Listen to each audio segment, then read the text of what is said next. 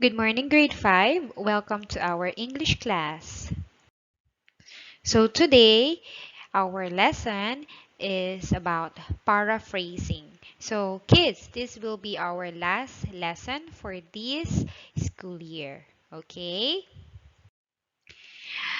Before that, let us define what is paraphrasing. So paraphrasing involves putting a passage from source material into your own words. When you paraphrase, you use your own words to express something that was written or said by another person. Putting it into your own words can clarify the message, make it more relevant to your audience, or give it greater impact. Okay? So, why we paraphrase? To avoid plagiarism, or presenting someone else's work as your own. This can happen deliberately or by accident. Okay? So, what exactly is plagiarism? Copying or pasting all or most of the information from book, journal, article, website, etc. So you just copy just it is. You did not even paraphrase or change some words on it. Another is submitting work done by another student. So it's not yours. You submitted it. It is one way of one way of plagiarism. Another is not using quotation marks to show that it is someone else's work.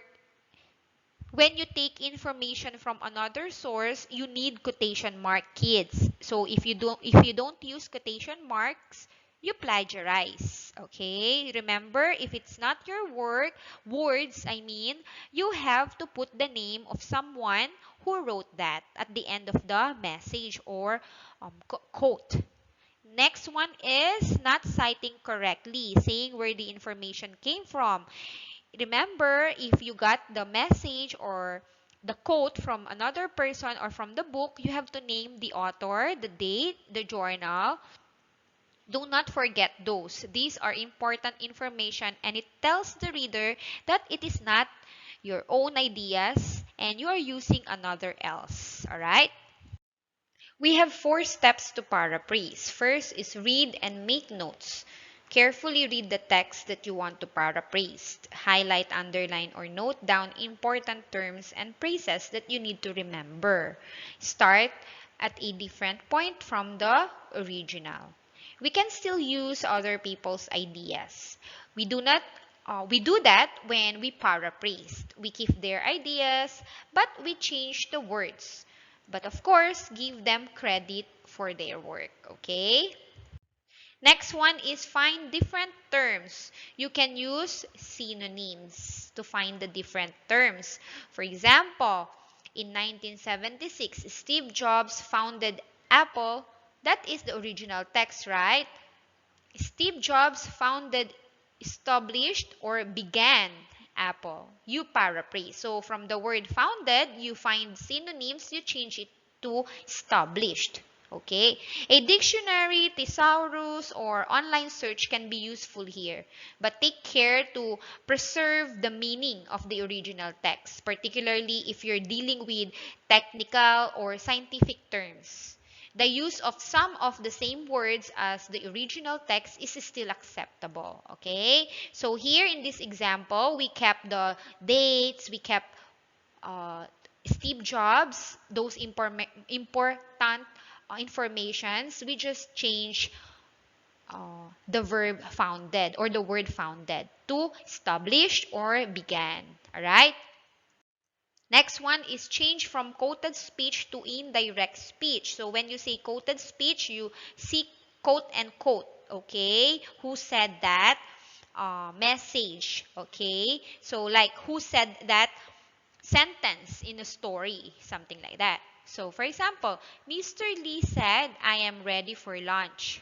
That is original text. So you can paraphrase this but by saying Mr. Lee said he was ready for lunch. Okay, so when you are writing, paraphrasing a sentence, change from quoted speech to indirect speech. So indirect speech, you do not directly using the quoted speech from another person. Okay? And lastly, you have to check your work. Check your work by comparing it to the original message or text. Paraphrasing step by step. Number 1, read and understand your sentence or text. You need to understand the sentence or the text first and highlight those important or you want to change. Number 2, mark or highlight key ideas, the topic, main idea, key supporting idea. So if it is a one paragraph, highlight those important information or the main ideas of the paragraph and also those supporting details or ideas. For example, in our first example, remember Steve Jobs. So you can highlight Steve Jobs 1976. So mark those important information that you cannot change or you cannot paraphrase, okay? 3 is rewrite the main ideas and supporting information in complete sentence in your own words. So, you can rewrite the main ideas and supporting information into your own sentence or into your own words, but not totally or not exactly the whole paragraph, all right? So, you can just use some synonyms. For example, founded, you can write began or establish. And lastly, you have to check that your work has a similar meaning. Always remember, go back and check your words. Your words should have the similar, or your paragraph that you have paraphrased should have similar meanings to the one or to the original text. Alright? So even though you change some words, because you use synonyms is similar meaning. Even though you use different words but same meaning, it should have or it should be having a similar meaning or thought. Alright? So you cannot just change words but they don't have the same meaning to the first or to the original text. So you have to be careful with that. So let's have an example of paraphrasing. Remember, when you paraphrase, you should be clear and simple and written in your own words. It may be shorter, but it should include all the necessary details. Example, Willy Wonka was famous for his delicious candy. Children and adults love to eat it. So you paraphrase, you can highlight Willy Wonka. Willy Wonka is important information that you cannot change, all right?